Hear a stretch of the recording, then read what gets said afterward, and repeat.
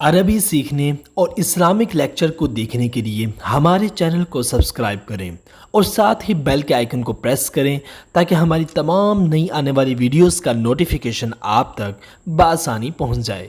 صلی اللہ تعالی علی محمد بحمد اللہ تعالی۔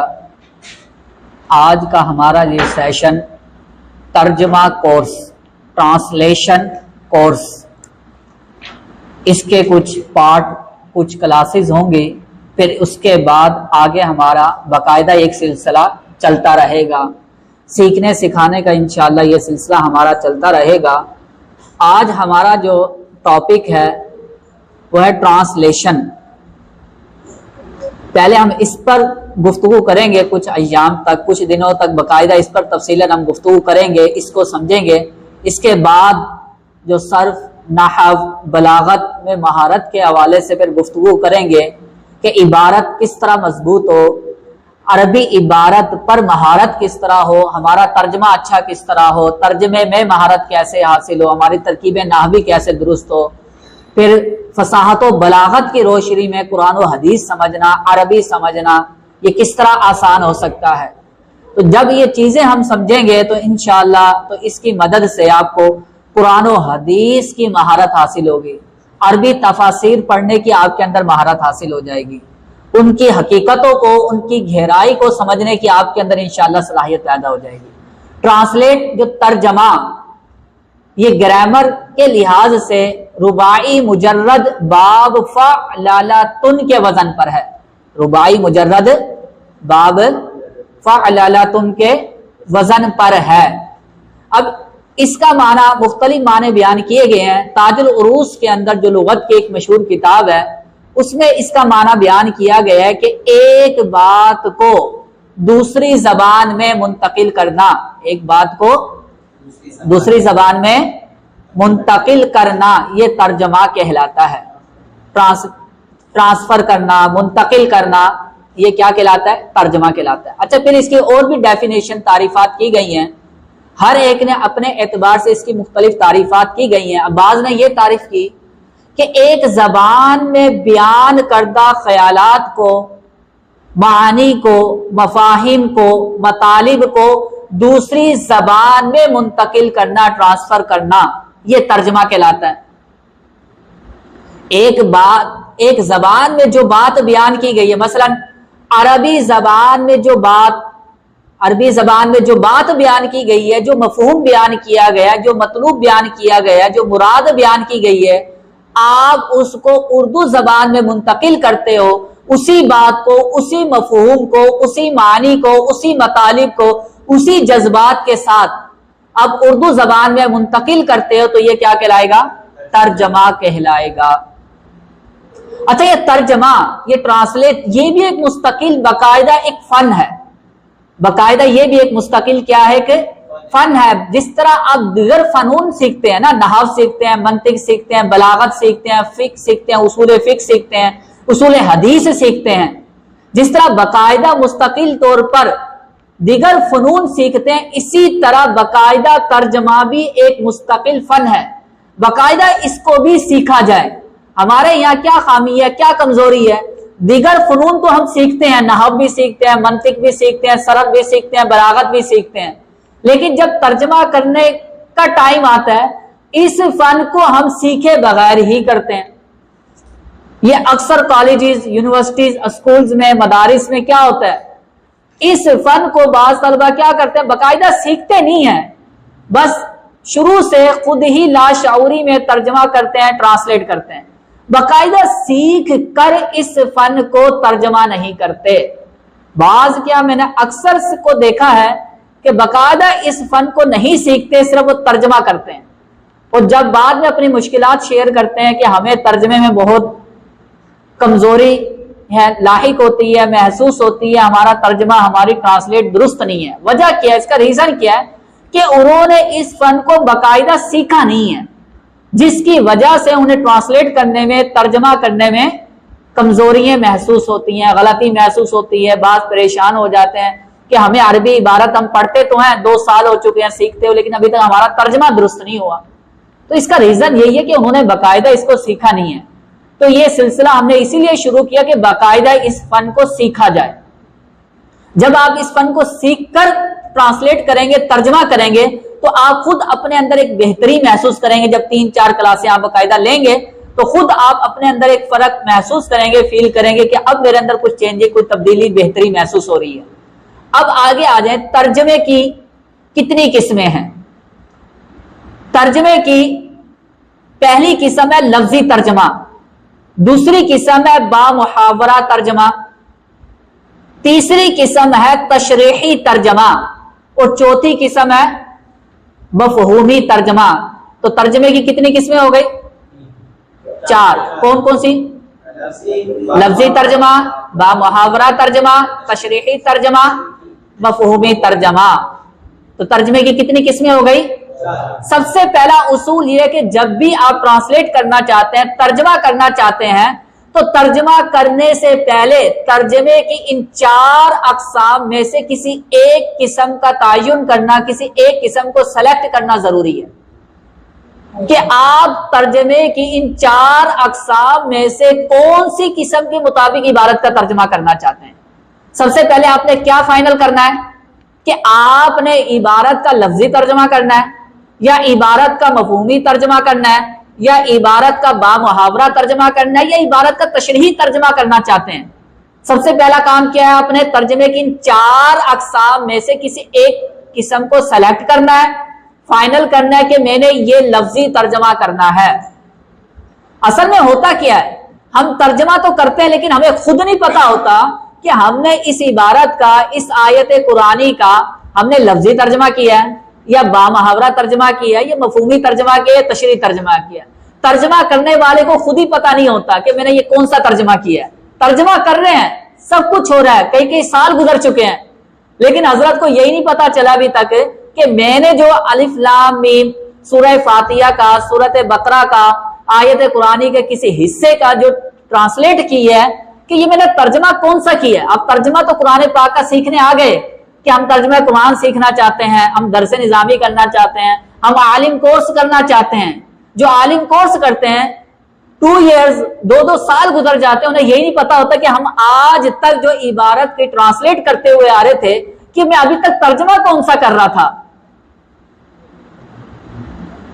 تو لہٰذا سب سے پہلا کام کیا ہے کہ ہم نے کیا کرنا ہے؟ فائنل کرنا ہے، سلیکٹ کرنی ہے کوئی ایک قسم کہ ہم کون سا آپ عبارت کا ترجمہ کرنا چاہتے ہیں. لفظی ترجمہ کر رہے ہیں قرآن پاک کا، یا با محاورہ ترجمہ کر رہے ہیں، یا مفہومی ترجمہ کر رہے ہیں، یا تشریحی ترجمہ کر رہے ہیں.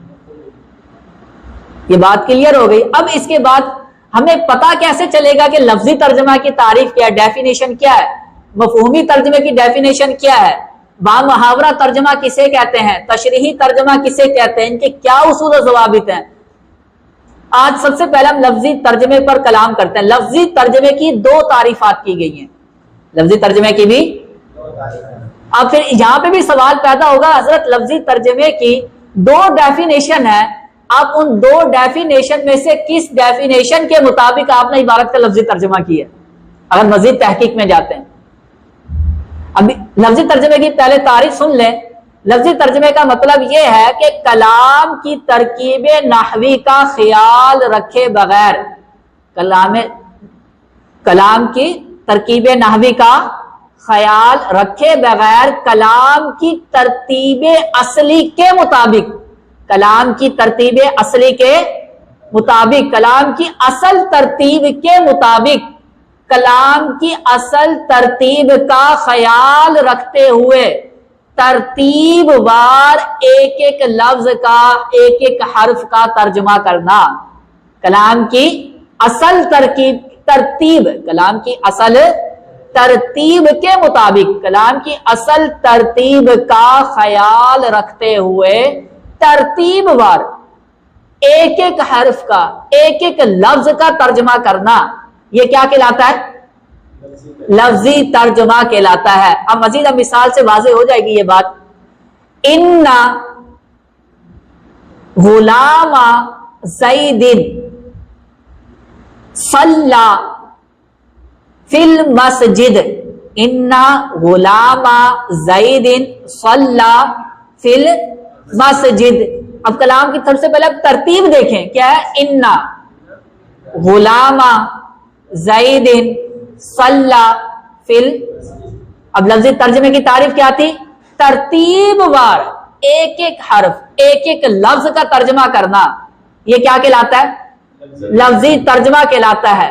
اور تحت لفظ، اور جتنی عبارت ہے جتنے الفاظ ہیں اس پر مزید زیادتی نہ کی جائے. جتنی عبارت ہے کلام میں جتنے الفاظ ہیں اس پر مزید زیادتی، معنی کی زیادتی نہ کی جائے. اب کیسے ترجمہ ہوگا لفظ ترجمہ؟ انا بے شک، غلام غلام، زید زید، صلی نماز پڑھی، فی المسجد فی فی میں، المسجد مسجد. یہ کون سا ترجمہ ہو گیا؟ اب واضح ہو گئی یہ بات. اب دوسری قسم لفظی ترجمے کی.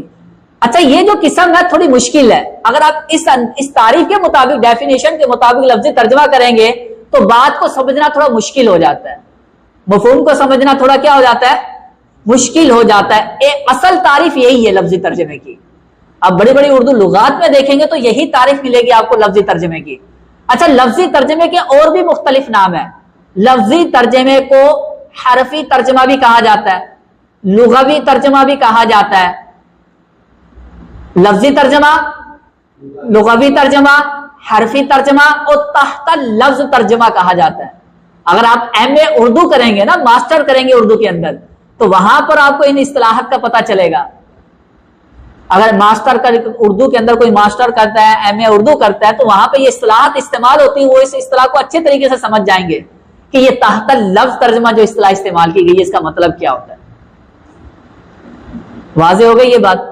اب لفظی ترجمے کی یوں کہہ سکتے ہیں دوسری تعریف لفظی ترجمے کی. اچھا یہ جو لفظی ترجمے کی دوسری تعریف کی گئی ہے یہ عام طور پر لغت کی بڑی بڑی کتب میں نہیں ملے گی. یہ جو تعریف کی گئی ہے، یہ جو میرے تعریف ایجاد کی ہے، اخذ کی ہے، یہ کس طرح اخذ کیا؟ ہمارے اسکول کے اندر، کالجز کے اندر عموماً اسی تعریف کے مطابق ہی لفظی ترجمہ کیا جاتا ہے. تو اس وجہ سے ہمیں اس کی تھوڑی تعریف بنانی پڑی. کس طرح کہ کلام، لفظی ترجمے کی دوسری تعریف کیا ہوگی؟ اب کلام کی ترکیب نحوی کا خیال رکھتے ہوئے. پہلی تعریف میں کیا کہہ دی تھی؟ کلام نحوی ترکیب نحوی کا خیال رکھے بغیر ترتیب وار ایک ایک لفظ ایک ایک حرف کا ترجمہ کرنا. یہ تھی پہلی تعریف. صرف پہلی تعریف اور دوسری تعریف میں کیا فرق ہوگا؟ پہلی تعریف کے اندر کلام کی ترکیب نحوی کا خیال نہیں رکھنا، اور دوسری تعریف میں کیا ہوگا؟ کلام کی ترکیب نحوی کا صرف کیا رکھنا؟ آپ نے خیال رکھنا. پھر کلام کی ترتیب اصلی کے مطابق ترتیب وار ایک ایک لفظ کا ترجمہ کرنا. دوسری تعریف کیا بن جائے گی؟ اب کلام کی ترکیب نحوی کا خیال رکھتے ہوئے ترتیب وار کلام کی اصل ترتیب کے مطابق، کلام کی اصل ترتیب کے مطابق ایک ایک لفظ کا ترجمہ کرنا. یہ کون سا کہلاتا ہے؟ لفظی ترجمہ. لیکن اس میں بھی کیا شرط رہے گی کہ جتنے الفاظ ہیں اتنا ہی ترجمہ کیا جائے، الفاظ پر مزید زیادتی نہ کی جائے. اب یہی مثال لیتے ہیں ہم سمجھنے کے لیے. انا غلام زید صلی فی المسجد. اب اس میں آپ نے تھوڑا بہت کچھ نہ کچھ کلام کی ترکیب نحوی کا کیا رکھنا ہے؟ آپ نے خیال رکھنا ہے، نمبر ایک. اور دوسرا یہ کلام کی اصل ترتیب کے مطابق ہی کہ آپ نے کیا کرنا ہے. اب کیا ہوگا؟ انا غلام زید. غلام زید کیا ہے؟ مرکب اضافی. تو کیا ترجمہ ہو جائے گا؟ بے شک زید کے غلام نے، بے شک صلی نماز پڑھی، فی المسجد مسجد میں. یہ دوسری تعریف کے مطابق. اس میں بھی ہم نے دو چیزوں کو ملحوظ رکھا. ایک تو کلام کی ترکیب نحوی کا کچھ خیال رکھا اور کچھ کلام کی اصل ترتیب کا خیال رکھا. تو یہ دوسری تعریف ہے. اور عموماً ہمارے یہاں جو اکثر ترجمہ کیا جاتا ہے تو اس کے مطابق اگر آپ ترجمہ کریں گے نا اس دوسری تعریف کے مطابق، تو اس میں ایک تو کچھ نہ کچھ بات پھر بھی سمجھ میں آ جائے گی. پہلی جو تعریف کے مطابق تھا ترجمہ وہ تھوڑا مشکل تھا، اس میں بات واضح نہیں ہو رہی تھی. لیکن اس میں کیا ہو رہا ہے؟ کچھ نہ کچھ کیا ہو رہی ہے؟ بات واضح ہو رہی ہے، کلیئر ہو رہی ہے. لیکن اس میں قید یہی ہے کہ کلام کی ترکیب نحوی کا کچھ خیال رکھتے ہوئے آپ نے ترتیب وار ہی کیا کرنا ہے؟ ترجمہ کرنا ہے. اب کیا ہوگا اس کا ترجمہ؟ انا غلامہ زید صلی فی المسجد. کیا ترجمہ کریں گے؟ انا بے شک، غلامہ زید نے، کیونکہ یہ فائل بن رہا ہے نا آگے، صلی زید کے غلام نے صلی فی المسجد. اب یہ کون سا ترجمہ ہو گیا؟ لفظی ترجمہ. تو مسجد میں نہیں، کچھ نہ کچھ جہاں ضرورت ہو صرف وہیں پر تھوڑی بہت ترتیب آگے پیچھے کی جائے، بلا وجہ نہ کی جائے. انا غلامہ زید، تو یہاں پر کیا کریں گے؟ زید کے غلام نے. پہلے غلام کا کیوں نہیں کیا ہم نے؟ مرکب اضافی کا خیال رکھتے ہوئے. یہ بات سمجھ میں آ رہی ہے؟ اس پوائنٹ کو سمجھنا. ہم نے انا غلامہ زید، پہلے ہم نے زید کا کیوں ترجمہ کیا؟ کیونکہ یہ مرکب اضافی ہے. مرکب اضافی میں عموماً کیا ہوتا ہے؟ پہلے مضاف الیہ کا ترجمہ کیا جاتا. ضرورت ہم نے یہاں پہ تھوڑی ترتیب چینج کی جہاں صرف زیادہ ضرورت ہو، ورنہ اصل ترتیب کے مطابق ہی آپ نے ترجمہ کرنا ہے. اس پوائنٹ کو آپ نے ذہن میں رکھنا ہے. اب کیا ہوگا ترجمہ؟ انا غلامہ زید صلی فی المسجد. کیا ہوگا ترجمہ؟ صلی مسجد. فی المسجد یہ آخر میں ہی آئے گا کیونکہ اس کو حاجت نہیں ہے پہلے لانے کی، کیونکہ ہم لفظی ہی ترجمہ کر رہے ہیں ابھی. تو جہاں ضرورت تھی فی المسجد، یہاں پہ ضرورت تھی تو ہم نے مسجد میں ترجمہ کر دیا. یوں ترجمہ نہیں کیا میں مسجد. تو یہاں پہ بھی ہم نے کچھ نہ کچھ کلام کی ترکیب نحوی کا ہم نے کیا رکھا؟ خیال رکھا. تو جہاں جہاں صرف حاجت و ضرورتن، صرف وہاں پر تھوڑی بہت کیا کریں؟ لفظ آگے پیچھے کریں گے، ورنہ زیادہ نہیں کریں گے بلا وجہ.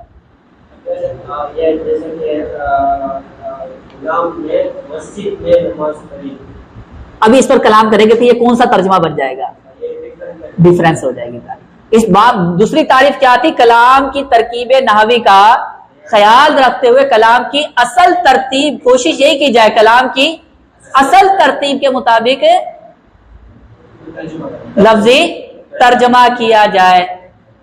یہ کون سا ترجمہ بن جائے گا؟ لفظی ترجمہ. اور لفظی ترجمے کا ہی دوسرا نام کیا ہے؟ با محاورہ. اور لفظی ترجمے کا دوسرے نام کیا تھے؟ حرفی ترجمہ، حرفی ترجمہ، لغوی ترجمہ اور تحت اللفظ ترجمہ. ان سب کا معنی مفہوم کیا ہے؟ ایک ہی ہے. ان سب کی ڈیفینیشن کیا ہے؟ الفاظ مختلف ہے لیکن سب کی تعریف ڈیفینیشن کیا ہوگی؟ وہ بعض کا طلبہ کنفیوز ہو جاتے، پریشان ہو جاتے. اس کو کہا جاتا ہے حرفی ترجمہ کریں، لغوی ترجمہ کریں، لفظی ترجمہ کریں، تحت لفظ ترجمہ کریں. وہ سمجھتے ہیں یہ سب الگ الگ ڈیفینیشن ہے، الگ الگ قسمیں. لیکن پتہ نہیں ہے کہ یہ سب کیا ہے؟ ایک ہی چیز ہیں، صرف الفاظ مختلف ہیں، مترادف الفاظ ہیں.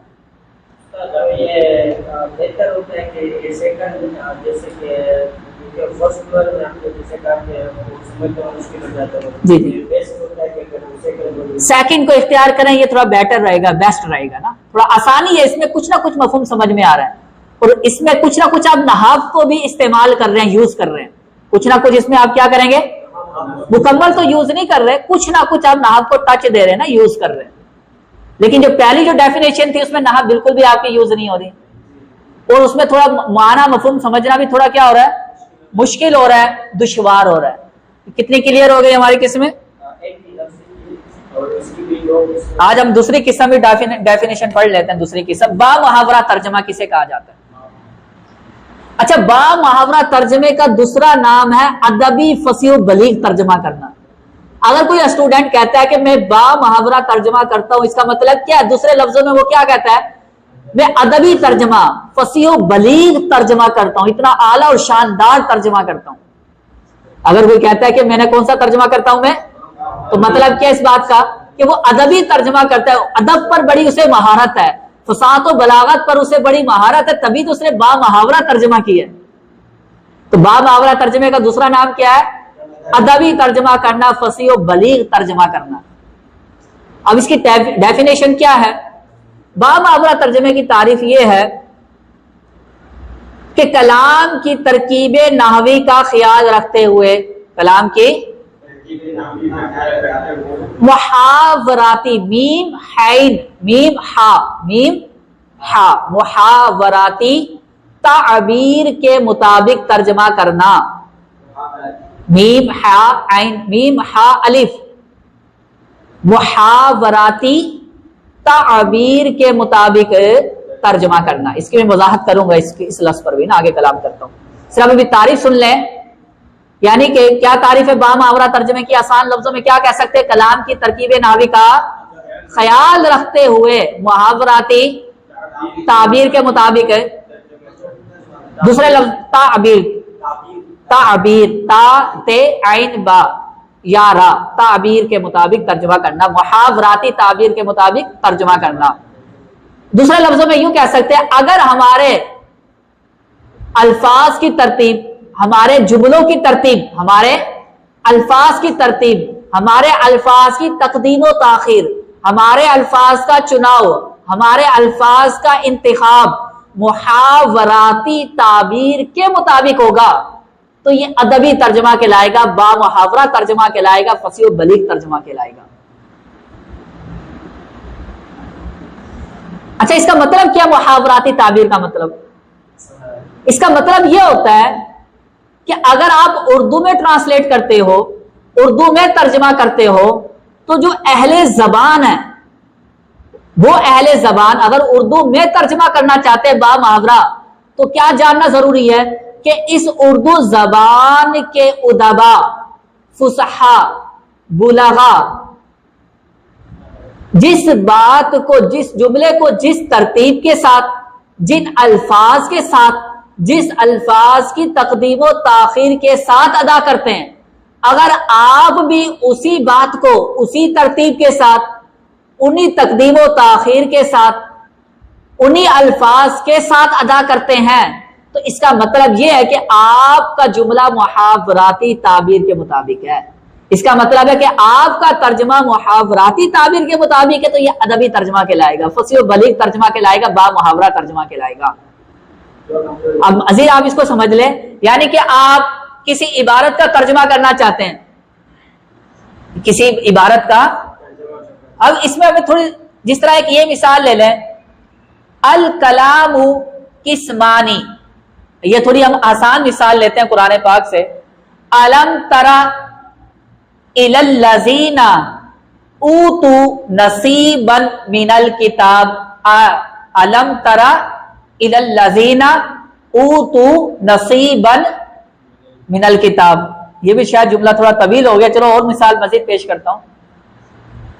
اب ہم نے پہلے ہم اس کا لفظی ترجمہ کرتے ہیں دوسری ڈیفینیشن کے مطابق. علم ترا، کیا آپ نے نہ دیکھا، الی الذین، ان لوگوں کی طرف، اوتو، جنہیں دیا گیا، دی گئی، نصیباً، حصہ، من الکتاب، کتاب سے.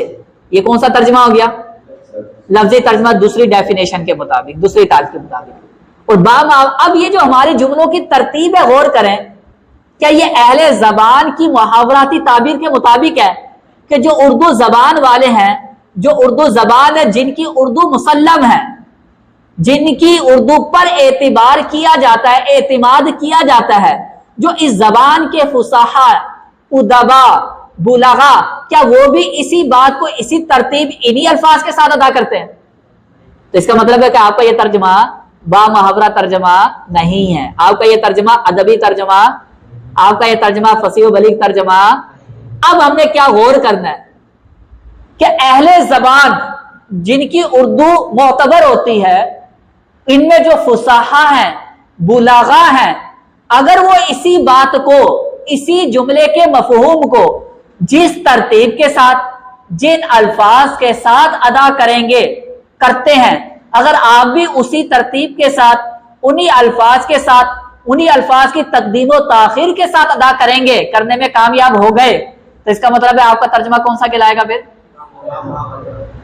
ادبی ترجمہ کہلائے گا، با محاورہ ترجمہ کہلائے گا. اب آپ بتائیں مجھے حضرت، اس کا با محاورہ ترجمہ، ادبی، فصیح و بلیغ ترجمہ ایسا کریں کہ اگر کوئی بڑا ادیب بھی آ جائے، فصیح و بلیغ اردو زبان والا آ جائے، وہ بھی اسی ترتیب انہی الفاظ کے ساتھ ادا کرے جس طرح آپ نے ادا کیا ہے، تو آپ سمجھ جائیں کہ آپ با محاورہ ترجمہ کرنے کے قابل ہو گئے ہیں. آپ فصیح و بلیغ ترجمہ کرنے کے، اس کا مطلب ہے آپ قابل ہو گئے ہیں، آپ با محاورہ ترجمہ کر سکتے ہیں.